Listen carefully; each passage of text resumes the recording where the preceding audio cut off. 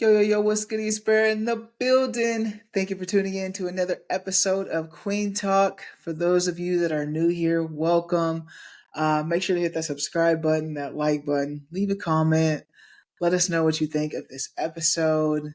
Today's special guest, y'all, is Dr. Alissa Bey. Let's put some respect on it. Thank you, Bria. Welcome, Melissa. Thank you for coming on here. Thank you. Thank you for having me. Yeah. Dr. Bey. Can I call you Dr. Bey? Or wait, do You want what? to? No, do you what? You don't want the doctor on it yet, or you just like it's all I don't know. It's weird. It's weird. It's very weird. It's been like 4 years, but it's weird. Okay, honestly, I don't like whip out the doctor unless I'm in a room full of like very professional, like prestigious white people and they're like trying to, act like I don't know my shit. So, and then I'm like, I'm Dr. Elizabeth. Hey, I know that's right. I know that's right. But otherwise, I'm just Alissa. Yeah. So yeah. Well, we'll get into that specific topic that you just said though for sure. But why don't you give the audience a little bit about yourself? Yeah, my name is Alissa Bey. My pronouns are they and she. I identify as bisexual. My ethnicity identifies Black American, and I currently live in Long Beach, California, but I lived in Wichita for a very long time and very much love the Wichita community. Yes. And that's where you and I connected, Yes. back in Wichita. I think it was through Glisten, right? Yes. Yeah. And yeah, it was good to see. I think you actually told your story. I don't know if I asked you to tell your story like on the when it was COVID, and I think we did it like online maybe. Yes, it was. Was it like National Coming Out Day? I think it was National Day of Silence. National Day of Silence. Yeah, Day of Silence. That's what it was. Yeah. So that was pretty dope to get connected with you. Yes, I love Glisten. Still do. Still connected to them actually, but definitely met good people there. Yeah. So. What do you do with them now? Excuse me. I'm on the board in Glisten, Kansas. Okay. Yeah, and I actually picked up a part-time job because it's very expensive out here, so I had to pick up a part-time job moving like to LA County. So I work for Glisten National, just like a contract position, just doing some data analysis and stuff. So cool. Yeah, still very connected. And that's dope. Yeah, that's dope. I love Glisten. I see that they got some things going on. I just got to save the date actually sometime in October. It was a save the date. They're doing a lot of stuff. Will literally just texted me. I'm in like a group with him and Liz and a couple other people. So Will's that is great. Yeah, I like Glisten. Glisten gave me this. Like without Glisten, I don't know if I'd be here right now. Like in this journey, because that was the first time I had told my story. So Liz actually made me comfortable to do it. And so that was the first time I had like told my coming out story and my journey. And oh my gosh, I didn't know that. It was the one a year previous to that one. Because I was there for 2 years. But yeah, it was in person, had me up there crying while I'm telling my story. And I was just like, oh my gosh. But it was like so healing afterwards. I was like, geez, I've never done this before. But a good cry is always healing. Hopefully. It got me out of my comfort zone. It got me to meet people like you. So I'm glad we're connected. And so you're in LA or you're in Long Beach, right? Yes, but LA County. We're like 30 minutes from LA, but Long Beach, Yeah. So what took you out of Wichita? Yeah. So what took me out of Wichita and what brought me to LA. Same thing, but like different things. I move a lot in my life in general.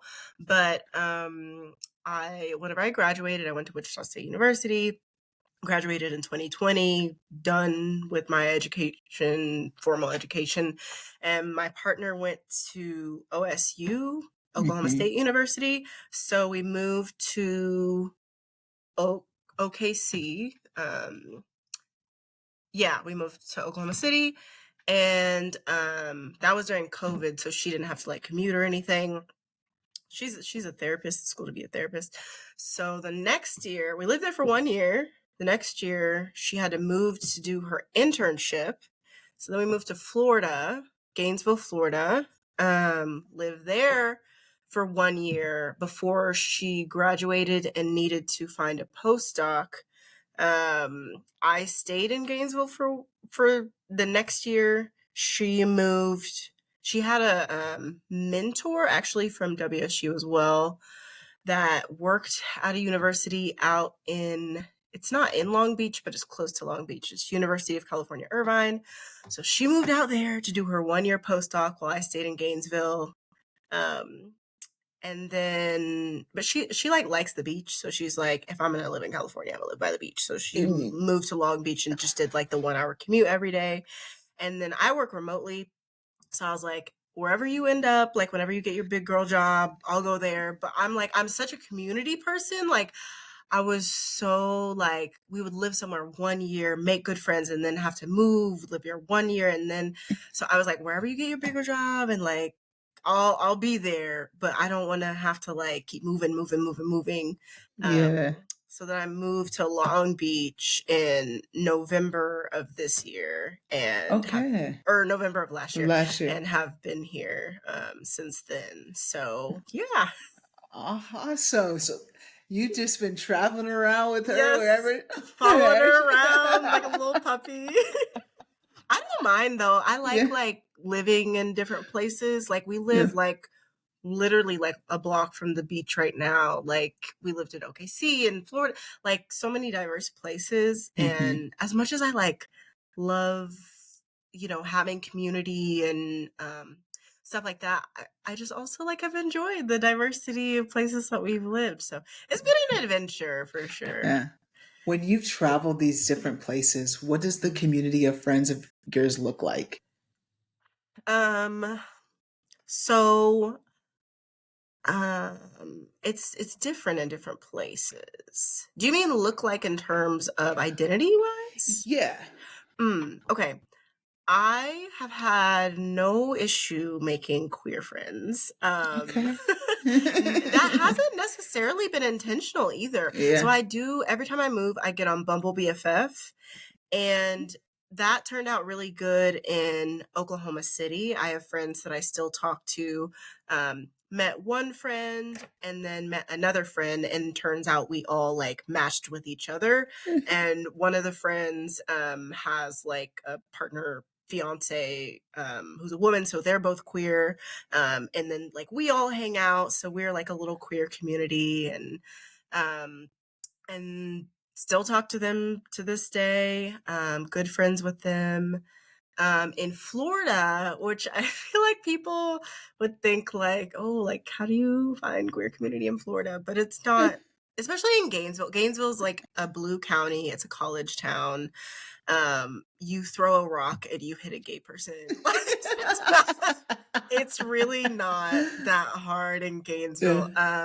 There's a lot of like, there's a big market scene, like a lot of local vendors, like they'll have a Valentine's Day market and it'll just be like street vendors. And a lot of them are like younger, maybe like college students. A lot of them just happen to be queer. Like they're selling queer stuff. It's not a queer event. They're just all queer for some reason, whatever. I don't know. Like we call it like Gainesville, like gay. Oh, yeah. That's funny. Yeah. Yes. So I actually joined a gardening group there. and it was like gardening. You like learn to grow food. You don't have to have any skills or knowledge or anything. You learn to grow food, you produce this food, and it's given back to the community for people who have signed up if they are like experiencing food insecurity and stuff like that. And it was just awesome. We just get to watch the food grow, like have community every Sunday morning, talk to each other. I don't know. And like for some reason, I don't know if gardening is like a gay sport. I don't know. Not a But sport. you know, gardening is a gay sport, but everyone there was queer. Like there were a lot of trans and non-binary people, and very white though. Like that's something like specific, like not very diverse racially. Was that in Oklahoma City too, or just? Yeah, in Oklahoma City, it was very white, like queer people that I met.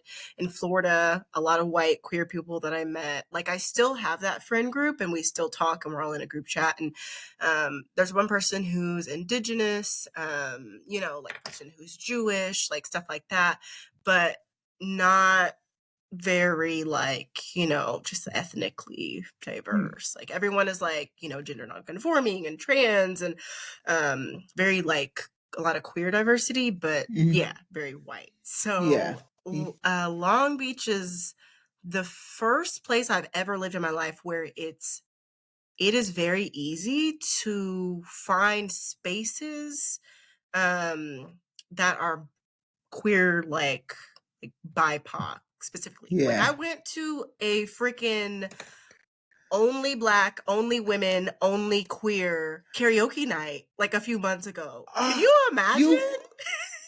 You went to? Yes. Wait, I think I know who you're talking. You went to? Really?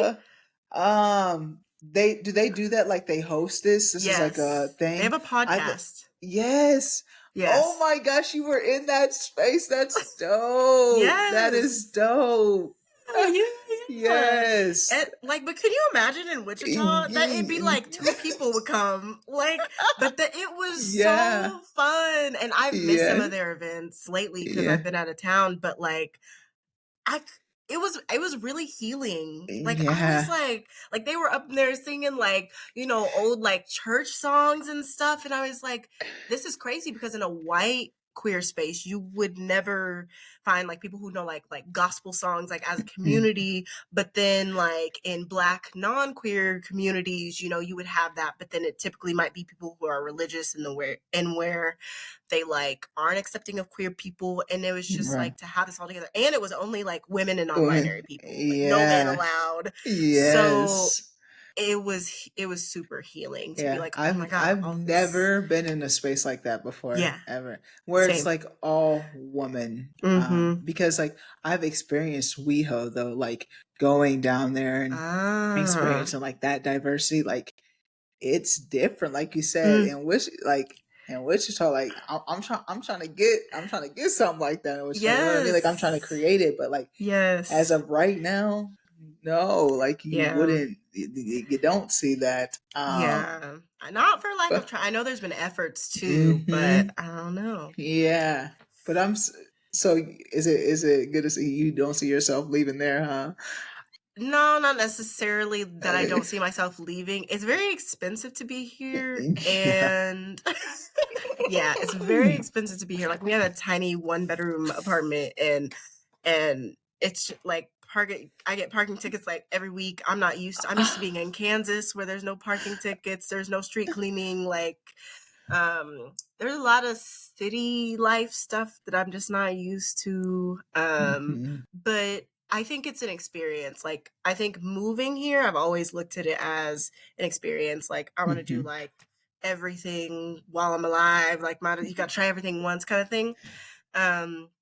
So it's an experience, but like me and my partner recently talked about like we wouldn't mind moving back to the Midwest. Yeah. Why do you think that is?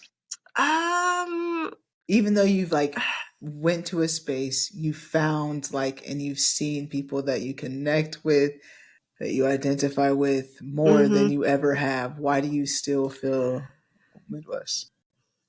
So for me, like on a personal level, community is really important to me, and I'm an extrovert. I find friends everywhere I go, but I think I'm not even just craving community anymore. I'm craving like familiarity, like the my loved ones that I already have relationships with. Like I take my friendships very seriously. Like my loved ones, like I just they mean so much to me, and I put a Mm-hmm. lot into my relationships and stuff.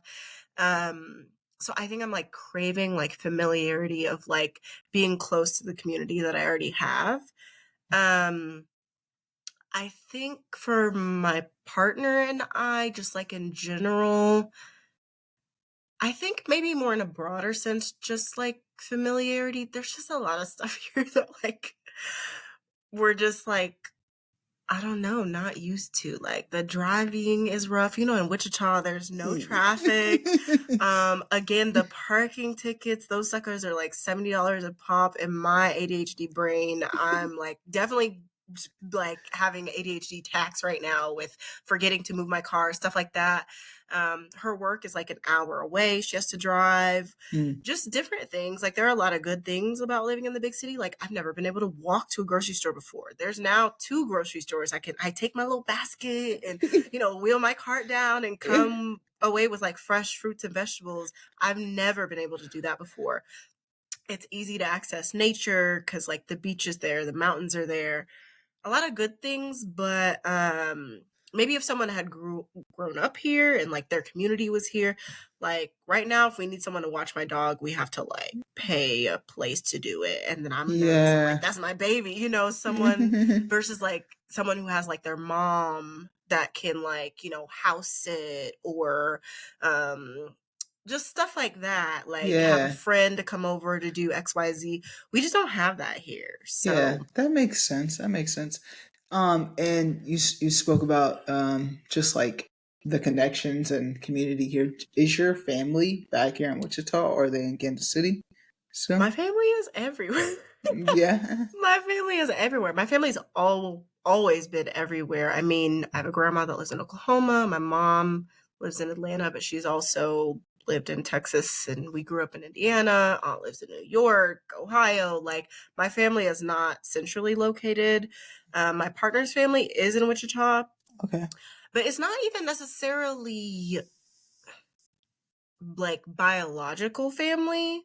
I think it's actually good to have a bit of distance from them at times, like just to we're like young adults, we're learning and growing and like being our own people, like exploring our identities, exploring who we are.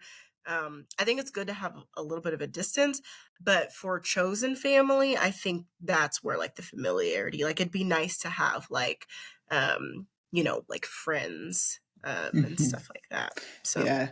And you said you grew up in Indiana. I thought you didn't you I've wasn't in lived a Kansas lot of City? places. Okay. Yeah. Okay. Um, Okay. I've lived a lot of places. I was born in Kansas City. We moved to Indiana when I was really young and kind of grew up there until college. I wanted to move back to Kansas because I never really got to experience that as home. But my brothers were always like, oh, Kansas is so great. They had very fond memories, but I was like Hmm. 3 when we moved. So I was like, I want those fond memories. Yeah. Wichita State was like the cheapest place I could go. We didn't have any money to send me to college. So it was the cheapest place I could go in Kansas. So I was like, ended up getting enough money to pay for my first year. So I was like, I'm going to go there versus the other schools were way more expensive. So, but Kansas is the longest place I've ever lived because I went to undergrad and grad school there. The longest place I've ever lived is 8 years. Other than that, I've just moved around so much as a kid and now. And yeah. Yeah. So now you just want to come back home and just plant, sit. Yeah. Yeah. I just want That's something more familiar. I don't know. I don't like the term settle down. I'm like, I always want to be yeah. exploring in life, but I think my soul is like craving something more Hmm. familiar. Yeah. Yeah. And it's you've almost been there years, so Yeah. do you foresee yourself like moving back soon, or are you guys gonna stay there for a while? Um, We don't really have a timeline. We kind of Yeah. even like recently just talked about Oh, it okay. too. Like, Okay. Yeah. yeah, I'm like I feel like my soul is kind of like craving like my like being around my loved Yeah. ones. And she's like, You've been yeah, yeah. you've been gone for a minute. You've been I gone know. for a minute. I I thought know. you were still in Oklahoma until I was like researching. I was like, oh wait, she's in Cali now. Like I didn't even know you Yeah. even took yourself all the way over there. I was like, I dang, know, I know. that's I don't really nice. like post about it either. Like I know some people like post when they move and stuff, but I don't Hmm. really. So it makes sense that like people Yeah. wouldn't know and everything. At some point, I want to live like internationally, Oh, maybe for a little bit, but yeah. That'd settle be with that would travel. be dope. Yeah. You mentioned like it's good to have some space in between your family. I'm kind of like the opposite. Like I'm just like, man, that's what keeps Oh, me home actually is the family. oh, yeah. How are you with your family? Like are you pretty close? Um, I am. I want to say I'm like close with my mom. Therapy has allowed me to like maybe think a little differently about that. Like, what does closeness look like, and like, what does a close relationship look like? But I want to say I'm like close with my mom. My siblings and I aren't very close. I have 3 older brothers. Um, we're not like we probably talk every week like, "Hey," or whatever, but, we don't have, like, a history of being very, deep or supportive for each Mm. other. That's more happened in adulthood, and I think also just a lot of, like, childhood trauma that we were both maybe, I think, processing in different ways. Like, I recently started to talk to my siblings about, like, oh, like when this happened, like what was your perspective of this, and like learn their thoughts. And Yeah. I was like, oh my God, like, or I'm the youngest, so like asking my middle brother, like, what was your perspective of this? Because like I was so young, of course it's gonna look differently for me. So we just started to get in those conversations, but I wouldn't say that historically we've been really close. I grew up with close friends who I called my sisters. One of my best friends, and we like met in second grade, and then I moved, came back, and she has 2 sisters, so like I call them my sisters, and I'm fairly close to them. My extended family depends. I have one aunt that's like my liberal aunt in New York. That's very affirming, Okay. does her like damnedest to make sure she knows like you are affirmed. I love that you're queer. That's part of who you are, stuff like that. But my family's very religious, so none of the other Okay. ones say anything Okay. like that. So Okay. I was going to say you made it a point to say like that is the liberal aunt that is on your side. So yes. for your and you didn't mention your father, but does is your mother like uh, Yeah. My okay, so my mom and dad were married for like I don't even know, like I want to say 6 years or something like that. They were like, married, standard, like church going couple, whatever.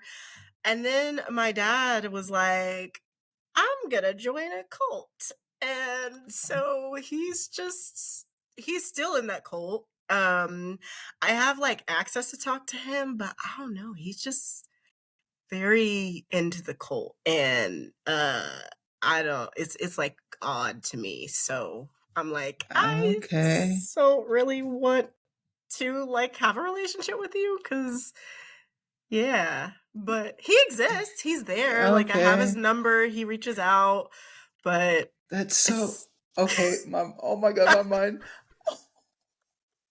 I just yeah. watched the show on Netflix and it was talking about the dancer who's in a Yes, Devin cult. M. Yes.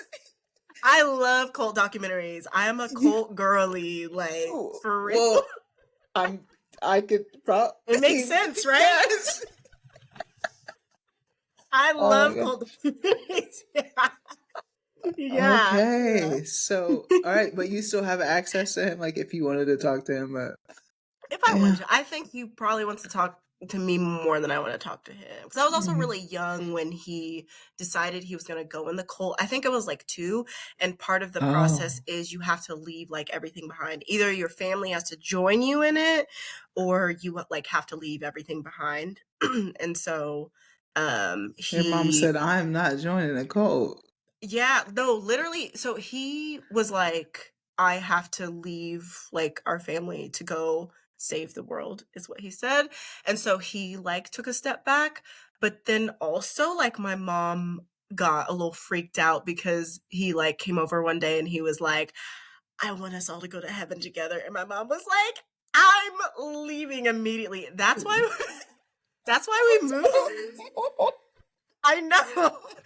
I know. That's why we moved from Kansas City the first time to Indiana, because my mom was like, you are not about to kill us all. She like took us in the middle of the night and was like drove to Oh, her family's house and was like, yeah, no, that's like, uh, and she also said that it was in the 90s. So it was like when some that had just happened to some family, like the parent had like killed all the kids or some crazy uh, shit. So she was like, I'm moving us across the country and you will like she didn't tell anyone where she was going and she just like picked us up and left. She's like, you will not be wow. murdering my children. Yeah. Yeah.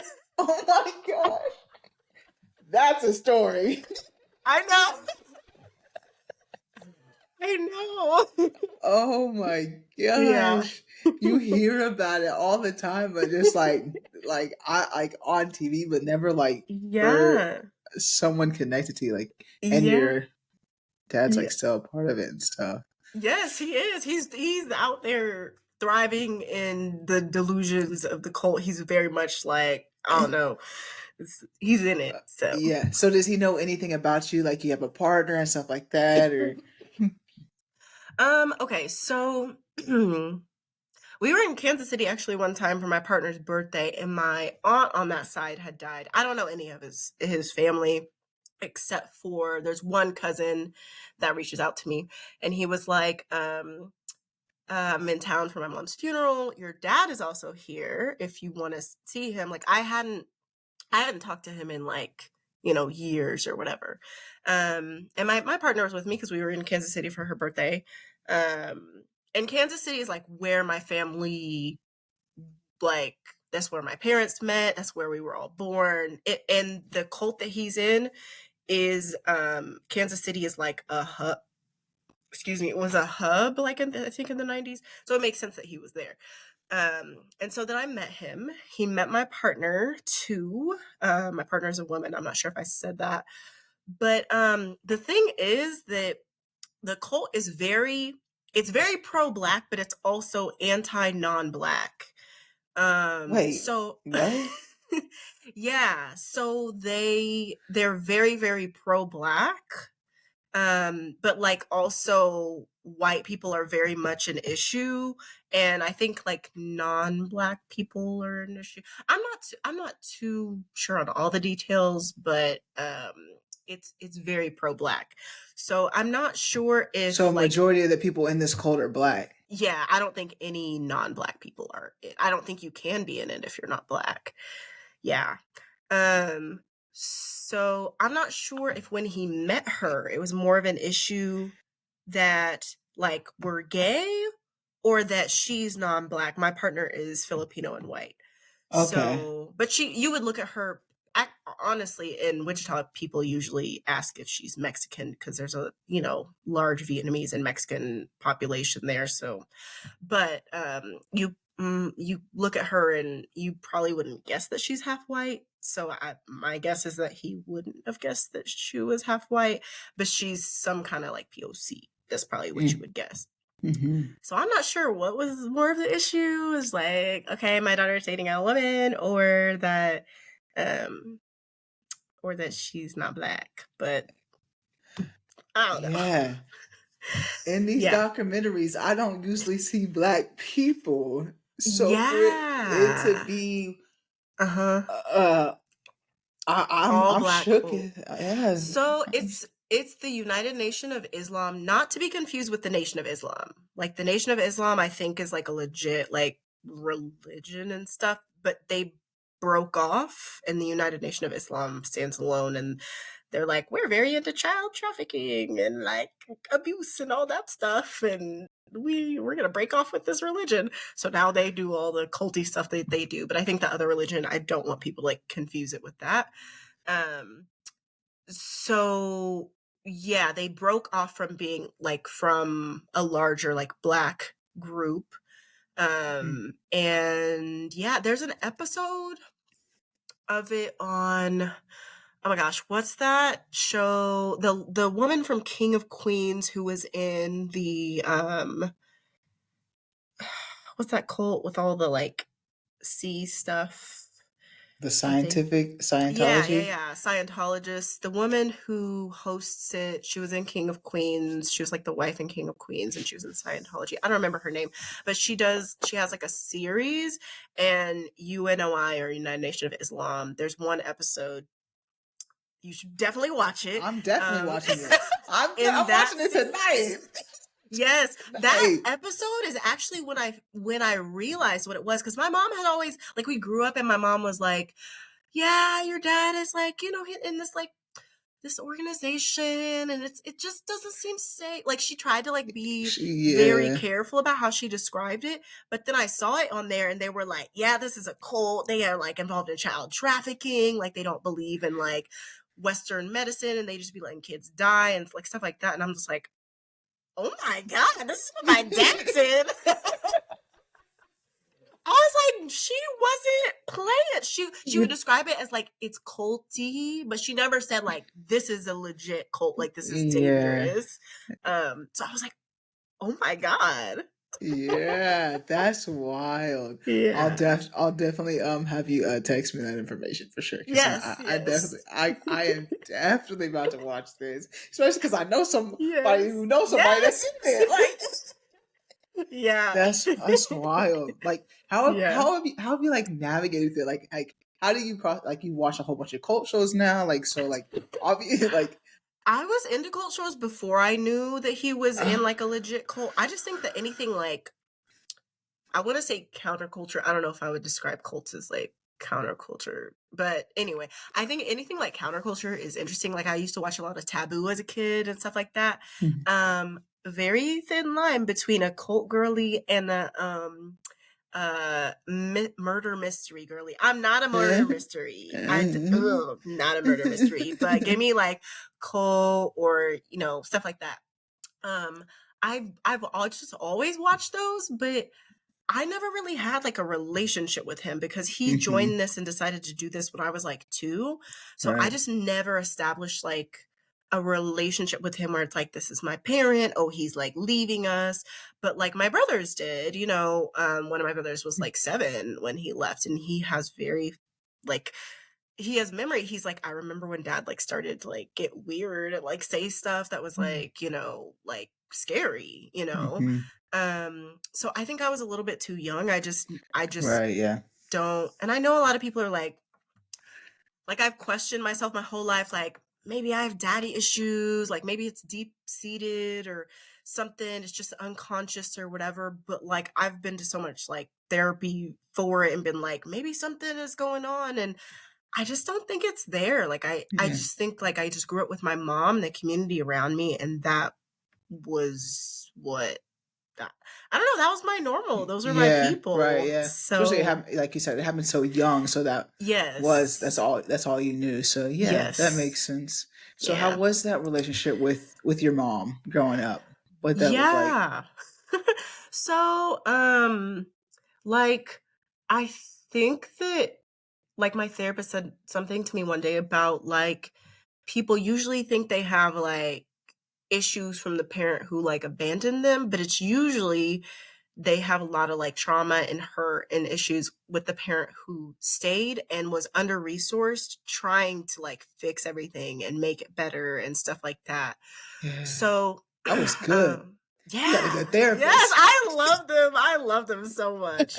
They're like a Black, queer, woman, non-binary person. Like I love my therapist. But anyway, so I think that is true. I've always perceived my relationship to be very close to my mom. I don't know. I'm like on the cusp of like, I wouldn't necessarily say that's not true, but now I'm realizing all the things I'm like having to heal from because she was very under resourced. Mhm.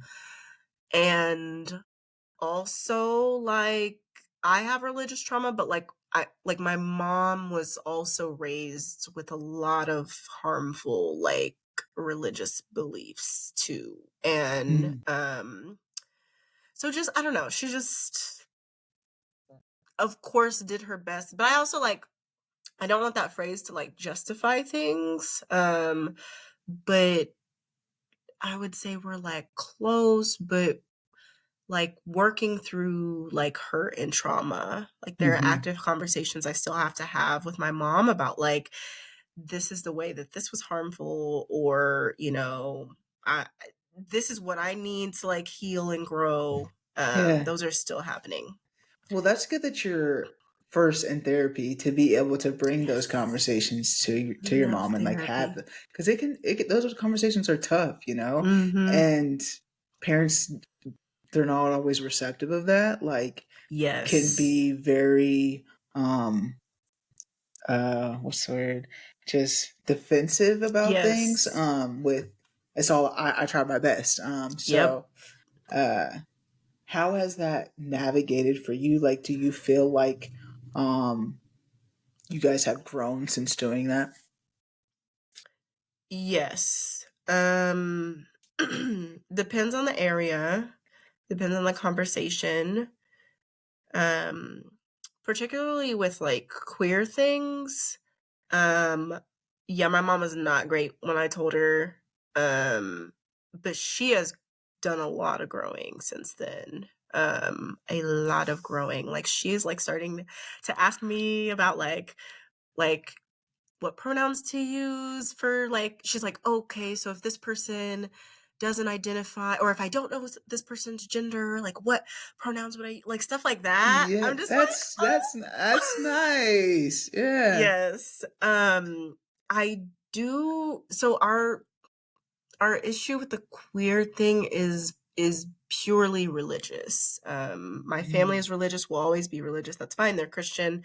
Um, but they there's a lot of like microaggressions, like things like, "Oh, I don't judge. I like leave it up to God." But like you would never say that about a hetero couple because you don't yeah. believe there's anything to judge about a hetero couple. But like for me, you're like, "Well, I'll leave God to judge you." Or like, love the sinner, hate the sin type of stuff. My family is very like mm, they are not one to like throw the Bible in your face. They are not gonna like tell you about yourself. They're very like um I think the comments that you just said, those two say it though too. Just like yeah, um they say it without saying it. Yeah. directly Yeah. saying it. Yeah. Oh. There will be a lot of like or this has been in my experience throughout time. It's ebbed and flowed a bit, but like changing of conversation, um like the way that I dated a guy before I dated my partner. I dated a guy in college and brought him around the family, and um, it's very different. Like they're very Mhm. much like, "Oh, what do you do?" Follow-up questions, blah blah blah. Like treated very differently when I brought Mhm. my current partner around, and they don't think they're doing anything wrong because they're not like well, you should do this and this is so wrong and blah blah blah blah. And like I'm grateful that they're not like that, but like the bar is low. Like if I'm Yeah. grateful that I don't have to be like Right. verbally abused, like the bar is low. Right. I don't really engage in any type of trying to like change them or anything with my extended family, but my mom, that is very important to me. And Mhm. like she helped me move from Florida to California. That took like 2 weeks, and we drove in the car and we had a lot of conversations about it. I'm just It's a like, lot of time. yes, I was like, I need this from you, like in order for, you know, to heal, in order for me to feel like you're actually supportive. Cause she's like, well, I'm nice to your girlfriend, like, but I'm like, but at the end of the day, you still believe that it's a sin. And because you still believe that, you treat us like it, but you just don't realize that you treat us like it. Like, you treat us like it in small ways. Like, you change the subject. Like, I can tell whenever I bring anything up about, me and my partner, that like, you have this like look on your face, like you are judging me, but you think because Yeah. it's not coming out of your mouth. So just stuff like that. Yeah. Yeah, and so obviously she's grown since then. She's like Yes. asking you more Yes. questions and trying to get educated, which is great. Yes. But when it first initially and you like told your mom, what was like her reaction? Yeah. I honestly like, let me see if I can remember, because I've like tried to block it out, but I feel like I'm like pretty far from it at that point. It's not like triggering. Hmm. Um So it was me and my partner, dude. I was the most like strategic, and had like such a plan to like come out and like make it so that my mom was okay. That's another thing, is I did everything in my power to try to make sure my mom was okay, but I didn't do that for myself, and I regret that. Um so me and my partner started dating. I knew, like, again, I'm bi, so I could date a girl, I could date a guy, I could date a non-binary person. It's a toss-up. I knew I wasn't going to tell my family unless I was in a serious relationship with a woman. Um, and I felt that me and my partner were going to be serious from the beginning, but I was like, I won't tell them unless we date 6 months. So we started dating in the summer. 6 months came. It was Christmas break. Um, and I knew this was gonna be when I told my mom. I had, like, I knew I wanted to, like, write a letter, because then she, like, stews a lot on stuff, and I knew she would need to re read the words, reanalyze things, stuff like that. So I knew I wanted to write a letter. I had all my friends, like, review it. I had my therapist at the time.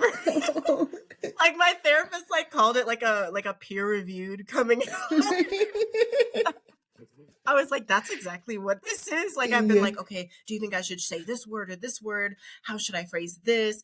I printed out like all these resources. I looked up a support group in her area, printed out all these resources, frequently asked questions, like from Wow. PFLAG. Yeah, to give her, so that, she didn't have to like process this with me. I told her support group before I told her, not a formal support group, but I know that she's really close to my uncle and her husband, and like I was like, I'm about to like do this, and I just want you to know so that you can support my mom. um Wow. yeah, I was like I love my mom so much. Like, I really just wanted her to be okay. I didn't want her to feel like this was her fault. Like, growing up, like, my brothers, got in trouble a lot as a result of, all the stuff that they were going through, and were trying to like process as kids and everything. And so I felt like I had to be like the one good kid. Like, nothing ever had to be Hmm. wrong with me. I had to always be okay. And being gay was gonna like shatter all that, and be like, make her feel like, well, I feel like I'm a fuck up, like, 3 out of 3, whatever. So I just very much didn't want her to think like she did something to cause me being gay, or that she's a bad parent, all this stuff. The letter was so like reaffirming, like, you're a great mom, and like all this stuff. And we were at my uncle's house that Christmas. And so we were staying in like one of the rooms, and I like knocked and told her, like, I, want to talk to you about something. So I went in, closed the door, opened the letter, and she's like, like, this is getting serious. She's like, am I going to cry? And I'm like, probably. And so I read the letter. Oh, you read it. I read it to her because I wanted like the inflections to be right, the tone to be right. Yeah. Read her the letter, and ooh, so this is where it starts to get fuzzy. I think she didn't say anything at first. She was just kind of quiet. And So she describes it as like, she says she felt like she got hit by a train. She told me like this was like the worst thing she'd ever like experienced. My mom's been through a lot of trauma, and like You had for to that, drive your kids in the middle of the night to get away from a dude, cult. like I'm like, that's the worst thing. But like at the time, I don't know. I'm sure it felt like the worst thing. Yeah. But yeah, she describes it as she felt like she was like hit by a truck. She, most, not most. Some parents describe when their kids come out like, oh, I knew already. I was just waiting for you to tell me. Mhm. She's like, I had no clue. Like, I had no fucking clue. My mom doesn't cuss. I'm cussing. But she's like, I had no fucking clue. Like, this was out of nowhere. Like, this is the last thing I expected. She said a lot of mean things that I like don't remember, and I like cried, went to the bathroom. I like immediately journaled after this because I was like, I'm dumping all this shit out of my brain. Like I gotta like write down like how I feel and what she said and all this stuff. I immediately like went to the bathroom and cried and like texted my support group because my friends knew I was doing this. And then someone had to use the bathroom, and I was like, damn. So I left the bathroom and went outside and was crying and texting my friends. And my like mom came out there. She's like, why are you crying? I'm like, what do you mean? You literally just told me this is the worst thing you ever heard. Like, I remember she like asked me if that's why me and my ex broke up or something, the guy that I was dating previously, which it wasn't. And she just asked me like just a lot of questions. I thought she would be more curious about what that meant for me Mhm. and my identity and like how I discovered this about myself, but that was not the case. It was like as if I was doing this bad thing by hiding this, and she was the last person who knew. And well, why wouldn't I just, say this to her? I mean, the why I wouldn't say it is exactly what's happening. Like you're making Yeah. me feel like shit right now. So, and she's apologized about that and asked me to forgive her. But I told her I would not forgive her because at that moment, I didn't perceive that she had done the work to really Mm. understand both why I was, well, I think she knew why I was hurt, but like, maybe like overcome the beliefs that had made her respond that way. Like, Mm. Yeah. that she believes that being gay is bad. I did not feel that she had done the work to overcome that. So how can I forgive you when you still think being gay is bad? So that's on you to do. Yeah. Yeah. So Yeah. you said that you would have done it. You regret the way that you did it. What would you have done differently? I think I would have probably maybe mailed the letter because Mm.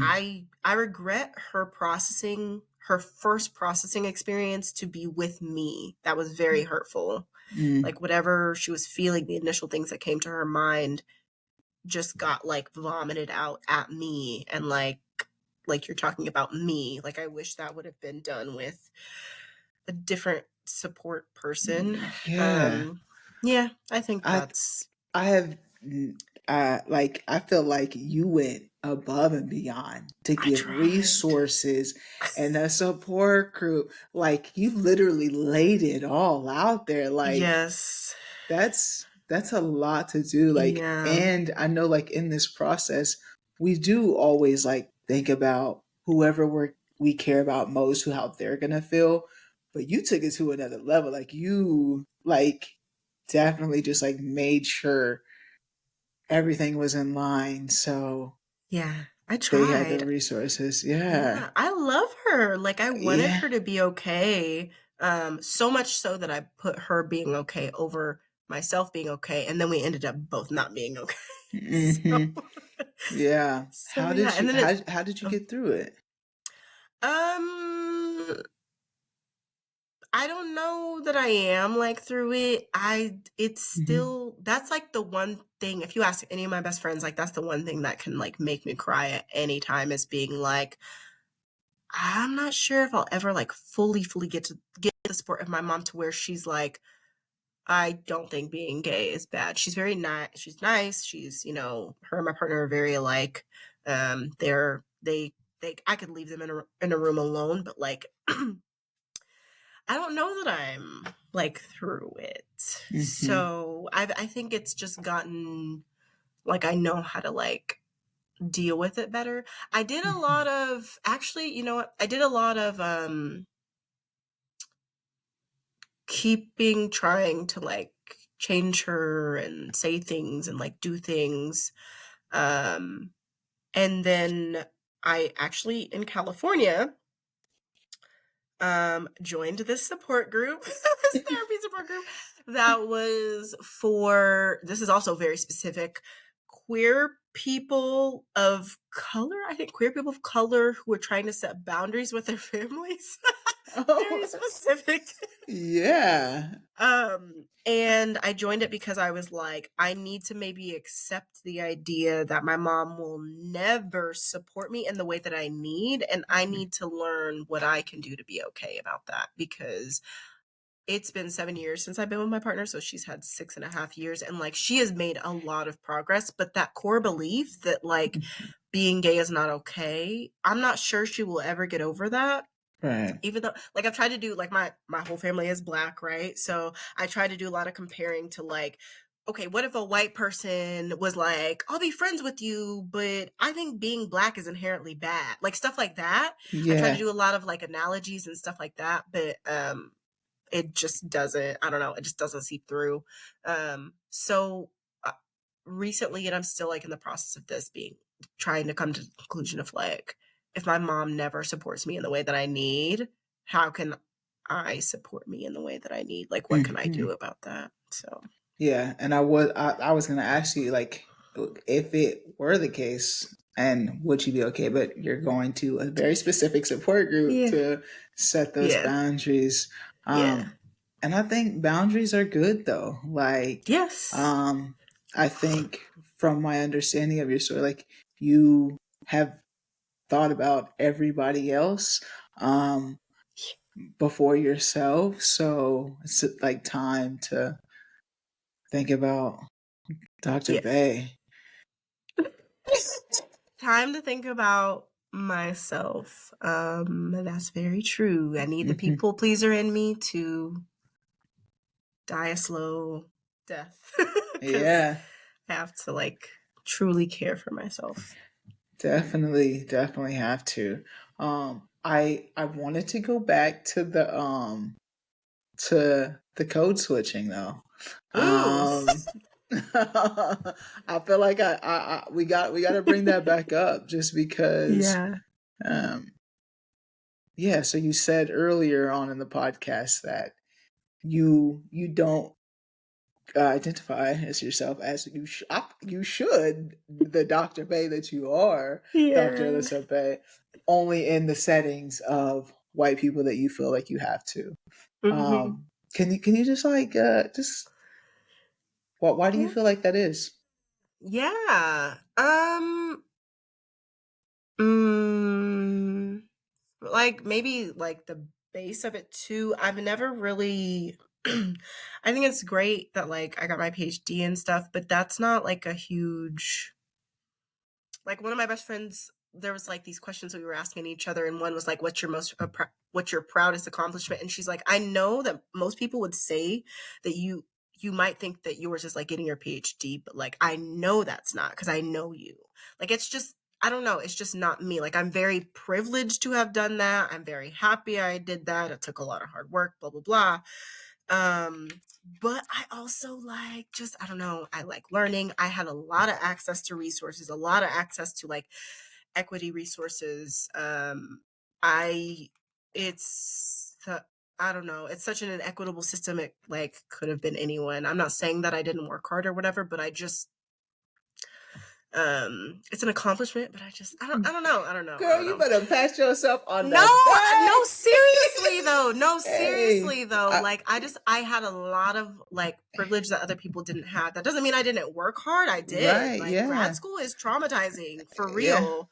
Um, but it's just not like the standout thing about me. Mm-hmm. Versus I know some people it is. It's like this is like I'm about to put this on my Zoom background. Like, Yeah. but also, I work with a lot of people who have their PhDs now.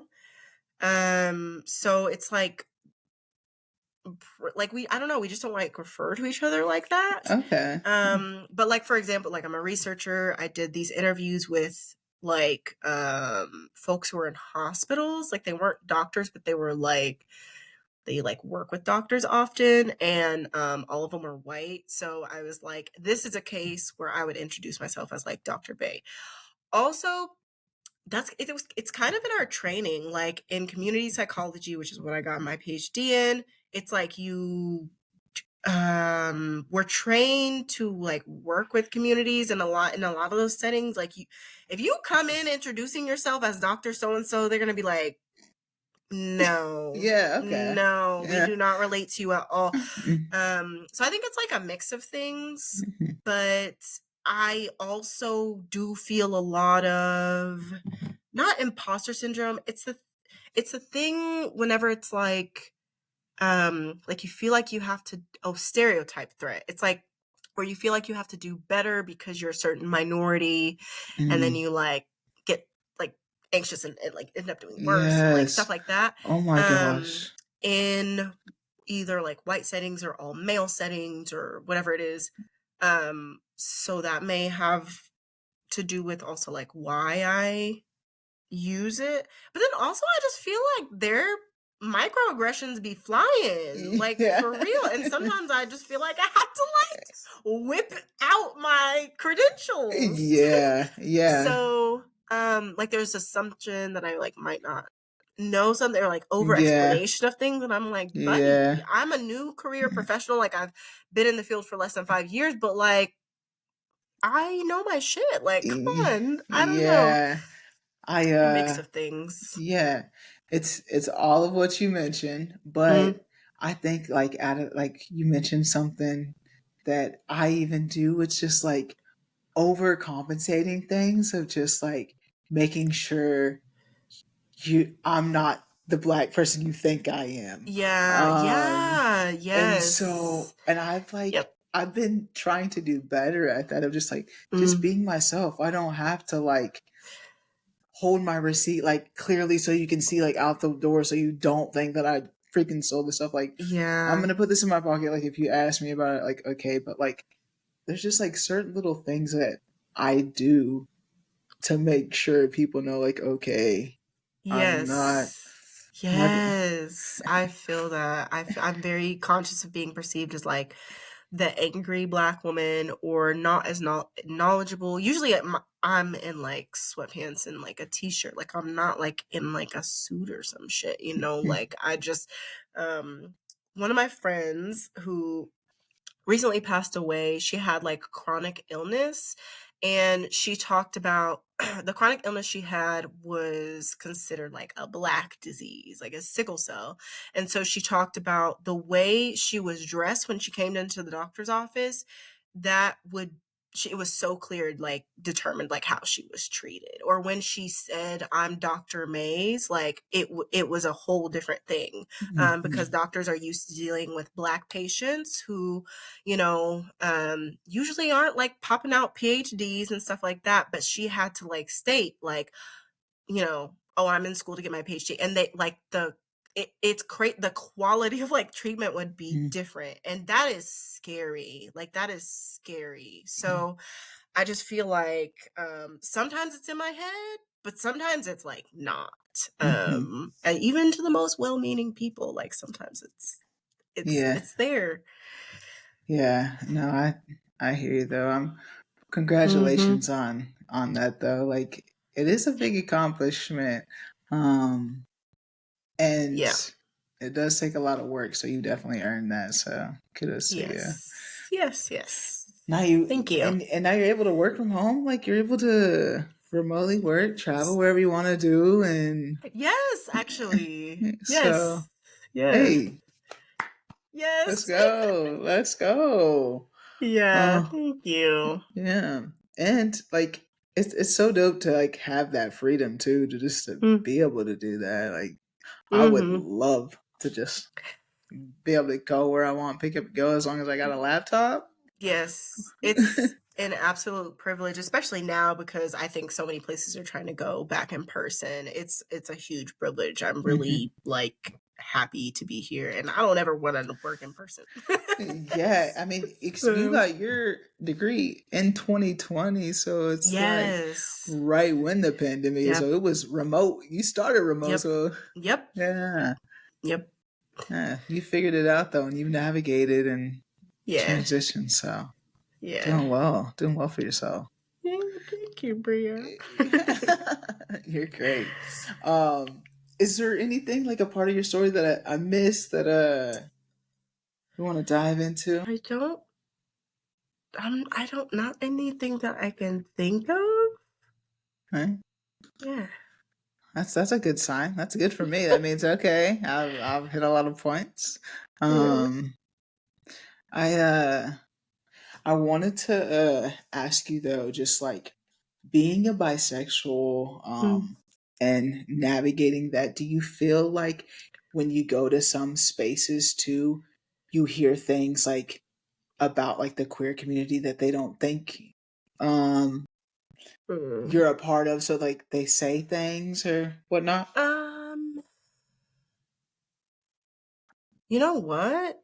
It's more in queer spaces that I hear Mm. stuff about bi people. Yeah, because I think that straight people are just like maybe kind of like oh, it's bad to talk about gay people. Like whether they have homophobic views or not, they're just like you never know who's in the room.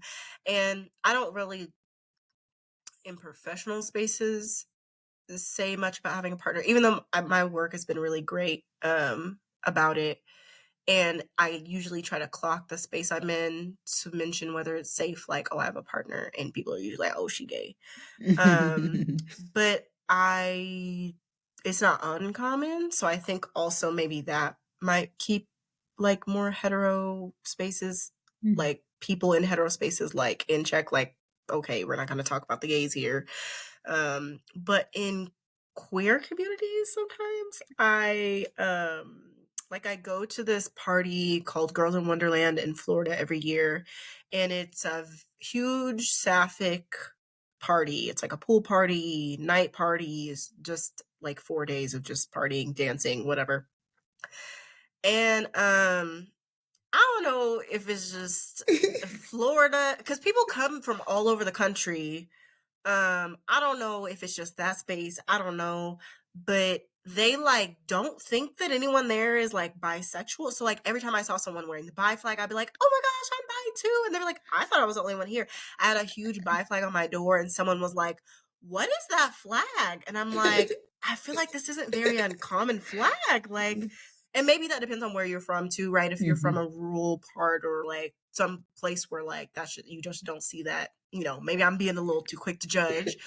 But like I don't know, they just were like there were many instances where they would talk about like where they would talk about identities other than like lesbian identity. Like they Mm. would talk about like bisexual people or like non-binary people or like trans women. And I'm like, hold up, like you don't know that people in this room don't have those identities. So um yeah, I don't really get it as much from the hetero spaces, but more from the queer spaces where they just assume a lot of people assume I'm a lesbian. Mm. Which what it depends if I correct them or not, depends on the space and the time. But yeah, more queer Yeah, spaces, that which is is interesting. interesting that you say that, because I think like within the queer community, like there is like those stereotypes of just like people Mm-hmm. like put people in boxes, and I'm learning to take myself out the box of Ah. what this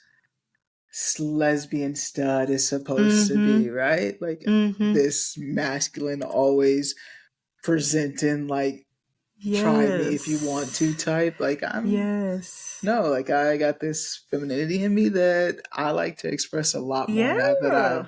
I've grown and realized like it's okay. Like I can still say I'm a lesbian and I can still Yes. be this way. Like it's okay. Yes.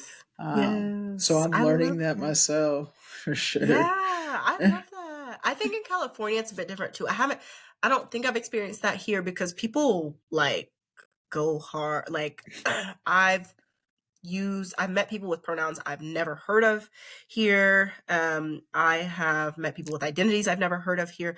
I not joined, but I'm like do a lot of stuff with this group called Queers for Palestine, and they're very um like I just learn a lot of new stuff from them, to be honest, in Mm-hmm. terms of like identity.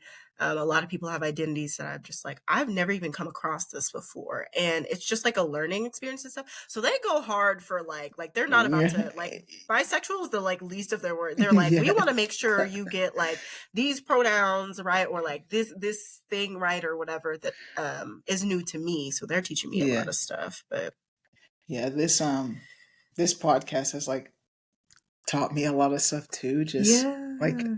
constantly learning and Mhm. realizing, like I said, we don't have to put ourselves in this box that people Yes. try to do. It's just I'm my own Yes. person. I navigate how I want to navigate. Whether that checks off some boxes, okay, but Mhm. it might. The boxes are everywhere. Yes, it's like the term like some people use the term like queering blah blah blah, like when you queer something you like make it so that it's like not like what people would assume or like the norm or like whatever. Hmm. It's like you can be whatever you be. I think I or whatever you are. I think people like use the same term of like cripping something. Like when you crip something, you like make it so that it's not like the standard model that we have now or Hmm. whatever. So I feel like queering anything, like queering identities is just like you don't have to fit into the standard box. You can be whatever you want to be. You can identify as lesbian and also be like, I like to be the little spoon, you know? So Yeah. just Yes. yeah. Definitely. Definitely Yeah. different. I just want you to be like tell the audience like what do you want to leave the audience with today? Um leave the audience with today. Definitely like protect yourself first. I mean, I wish someone would have told me that. That's it. That's all. Just Yeah. like whatever you need to do to like protect your like telling your support system or like if you feel like I don't know that this is going to be a great reaction and I don't want this to happen right in front of me. I need this person to react away from me. Do that if you need to. Also, like you don't owe anybody shit. Like you also like don't have to tell people to. Like if you feel like it's not safe or you feel like if it's like a message that the response is going to be more volatile like than if they find out whatever, you don't owe anybody shit. Like you don't, that's one of the things that like my mom and I like butted heads about is like, it felt like she felt like I owed her this. Like I had to tell her this. Like I was keeping this secret. You don't owe anybody shit. Like just, I don't know, protect yourself. You owe yourself a lot. So protect yourself as much as you feel is right for you. Yeah. Yeah. I love that. I love that. Can it be political? Go for it. Go for it. Free Palestine. Yeah. That's all. Yeah, That's it. that's That's it. it. Free Palestine. Free Palestine. All right. Thank you so much, Dr. Alissa Bey, for joining me on this podcast. You're I welcome. appreciate it. You have been showing me support since I posted on the Love this socials. podcast.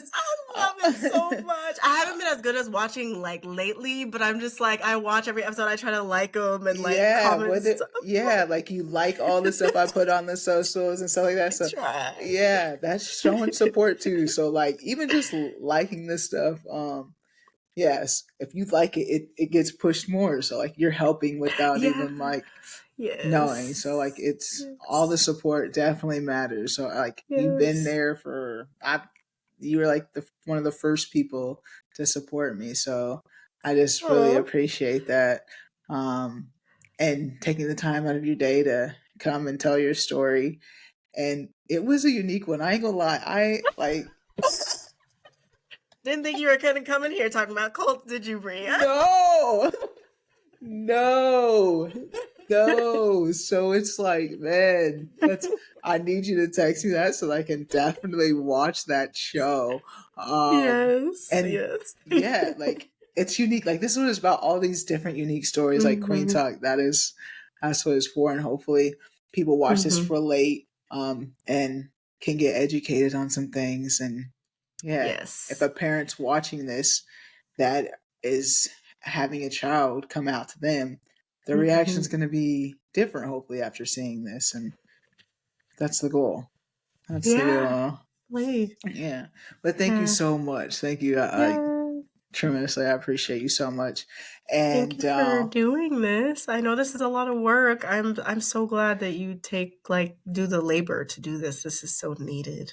yes, yes, it is. And it was needed for Mm. me. So I knew it was needed for other people. Yeah. Yes. So that's what Queen Talks about. But Mm. yeah, thank you guys so much for tuning in to another episode of Queen Talk. Y'all, I know y'all got a kick out of this one. And we gonna make sure that y'all know what the show is too, so you guys can give this episode a watch and check this out. Thank you guys so much for tuning in. Make sure you guys like, subscribe, comment, let me know what you think of this episode. But as always, family, friends, strangers, love.